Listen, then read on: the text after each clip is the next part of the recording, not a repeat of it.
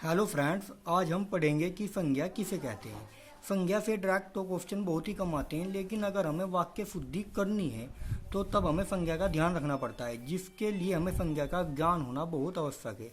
UPSI में भी तथा अन्य एग्जाम में भी वाक्य शुद्धि के क्वेश्चन सभी एग्जाम में आते हैं, तो इसलिए हमें संज्ञा, सर्वनाम, इन सब का ज्ञान होना चाहिए। चलिए शुरू करते हैं। संज्ञा, जैसे हम बचपन से पढ़ते आ रहे हैं, किसी वस्तु, प्राणी, स्थान के नाम को संज्ञा कहते हैं, इसी प्रकार है, लेकिन इसमें कुछ पॉइंट और ऐड किए गए हैं। चलिए इन्हें देखते हैं। किसी वस्तु, स्थान, प्राणी, अवस्था, गुण या भाव के नाम को संज्ञा कहते हैं। जैसे इस परिभाषा से स्पष्ट है कि किसी व्यक्ति, वस्तु, प्राणी, स्थान के नाम को संज्ञा कहते हैं। जैसे व्यक्तियों में मोहन, शेर, गाय, बच्चा, स्त्री, तोता, ये सभी आते हैं। वस्तुओं में पुस्तक, पंखा, मेज, ईंट, फर्श ये आते हैं। स्थान में भारत, उत्तर प्रदेश, दिल्ली, कुर्डी, भायला ये आते हैं। भाव में बुढ़ापा, मिठास, लंबाई, चौड़ाई, सौंदर्य ये सभी भाव आते हैं। इस प्रकार हम देखते हैं कि संज्ञा के अंतर्गत व्यक्ति, वस्तु या स्थान के नाम को हम संज्ञा कहते हैं, लेकिन इसकी एक और मॉडर्न डेफिनेशन है, जिसके अंतर्गत हर दिखाई देने वाली चीज़ को हम संज्ञा कहते हैं। आप चाहे तो इसे प्रैक्टिकली यूज कर सकते हैं। आप जहाँ भी बैठे हैं वहाँ पर दी गई सभी वस्तुओं को देखिए। जो भी वस्तुएं आपको दिखाई देंगी वे सब संज्ञा ही होंगी। चलिए इसके भी प्रकार देखते हैं। उत्पत्ति के आधार पर संज्ञा के 3 भेद हैं। नंबर 1 व्यक्तिवाचक संज्ञा, नंबर 2 जातिवाचक संज्ञा, नंबर 3 भाववाचक संज्ञा। सबसे पहले हम देखते हैं जातिवाचक संज्ञा। जिन संज्ञा शब्दों से किसी विशेष व्यक्ति, वस्तु अथवा स्थान का बोध हो उसे व्यक्तिवाचक संज्ञा कहते हैं। जैसे राम, अजीत, कुर्सी, दरवाजा, दिल्ली, मेरठ, इन सभी से किसी विशेष व्यक्ति या वस्तु का हमें बोध होता है। नंबर 2 पर आती है जातिवाचक संज्ञा। जिन संज्ञा से किसी संपूर्ण जाति का बोध हो। जैसे मनुष्य एक संपूर्ण जाति है, जिसके अंतर्गत मेल और फीमेल दोनों आते हैं। नदी एक जाति है, गांव एक जाति है, भैंस एक जाति है, गाय एक जाति है, घोड़ा एक जाति है, पर्वत एक जाति है, नगर एक पूरा जाति है, यानी कि सभी नगरों की एक जाति मानी जाती है। ये सभी जातिवाचक संज्ञा के अंतर्गत ही आते हैं। इसके बाद हम देखते हैं भाववाचक संज्ञा।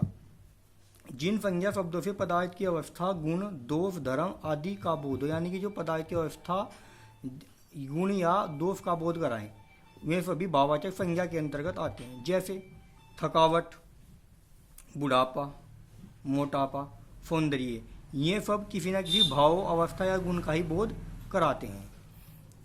कुछ विद्वान अंग्रेजी व्याकरण के प्रभाव के कारण संज्ञा शब्दों के 2 और भेद मानते हैं। नंबर 1 समुदायवाचक संज्ञा और द्रव्यवाचक संज्ञा, जबकि हिंदी में इसके सिर्फ 3 ही भेद माने जाते हैं। लेकिन अंग्रेजी व्याकरण के प्रभाव के कारण इसके 2 भेद और माने गए हैं, जिनका अध्ययन भी हम करेंगे। समुदायवाचक संज्ञा, जिन संज्ञा शब्दों से व्यक्तियों, वस्तुओं आदि के समूह का बोध हो, वहाँ पर समुदायवाचक संज्ञा होती है। जैसे सभा में काफ़ी व्यक्ति होते हैं। कक्षा में भी काफ़ी छात्र होते हैं। सेना में भी बहुत से आदमी होते हैं। भीड़, पुस्तकालय में बहुत सारी पुस्तकें एक साथ रखी होती हैं। दल, यहाँ पर एक समुदाय का ही बोध होता है।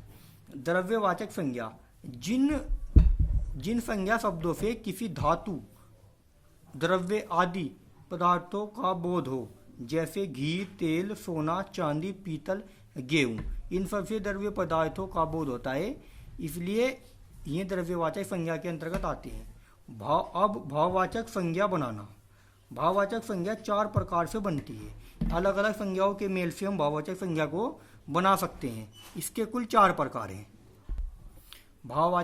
जातिवाचक से भाववाचक संज्ञा बनाना, यहाँ से एग्जाम में क्वेश्चन पूछा जाता है। यहाँ देखते हैं जातिवाचक संज्ञा, दूसरी साइड होती है भाववाचक संज्ञा। आदमी एक जातिवाचक संज्ञा है, जैसे हमने पीछे पढ़ा है। इससे भाववाचक संज्ञा जब बनती है तो यह बन जाती है आदमियत।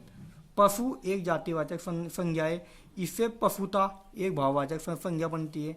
बालक एक जातिवाचक संज्ञा है, इसकी भाववाचक संज्ञा बालकपन है। मित्र एक जातिवाचक संज्ञा है और इसकी मित्रता एक भाववाचक संज्ञा होती है। प्रभु एक जातिवाचक संज्ञा है तथा प्रभुता एक भाववाचक संज्ञा है। इसके बाद नंबर 2 पर हम देखते हैं विशेषण से भाववाचक संज्ञा बनाना। जैसे मीठा एक विशेषण है, इससे भाववाचक संज्ञा मिठास बनती है। मधुर एक विशेषण है, इससे भाववाचक संज्ञा माधुर्य बनती है। निर्बल एक विशेषण है, इससे निर्बलता। हार हरा, हरा से हरियाली। प्रवीण से प्रवीणता। निपुण से निपुणता। इसी प्रकार क्रिया से भाववाचक संज्ञा बनाना। क्रिया शब्दों से भी भाववाचक संज्ञा बनती है। जैसे खेलना एक क्रिया है, इससे खेल एक भाववाचक संज्ञा बनती है। लिखना भी क्रिया है, इससे लेख एक भाववाचक संज्ञा बनती है। लेना देना क्रिया है, इससे लेन देन भाववाचक संज्ञा बनती है। पढ़ना से पढ़ाई भाववाचक संज्ञा बनती है। कमाना से कमाई। उड़ाना से उड़ान एक भाववाचक संज्ञा है। यहाँ से एग्जाम में डायरेक्ट क्वेश्चन पूछे जाते हैं। जैसे सर्वनाम से भाववाचक संज्ञा या तो बहुत इंपॉर्टेंट है, जैसे अपना एक सर्वनाम है और इससे भाववाचक संज्ञा अपनापन और अपनत्व बनते हैं। पराया परायापन। सर्व सर्वस्व। मम ममत्व, ये सभी भाववाचक संज्ञाएं हैं। इस प्रकार हम देखते हैं कि संज्ञा के चैप्टर से हम वाक्य शुद्धि के प्रश्नों को अच्छी तरह से हल कर सकते हैं। अगर आपको यह वीडियो अच्छा लगता है तो इस वीडियो को लाइक, शेयर और हमारे चैनल को सब्सक्राइब जरूर करें। धन्यवाद।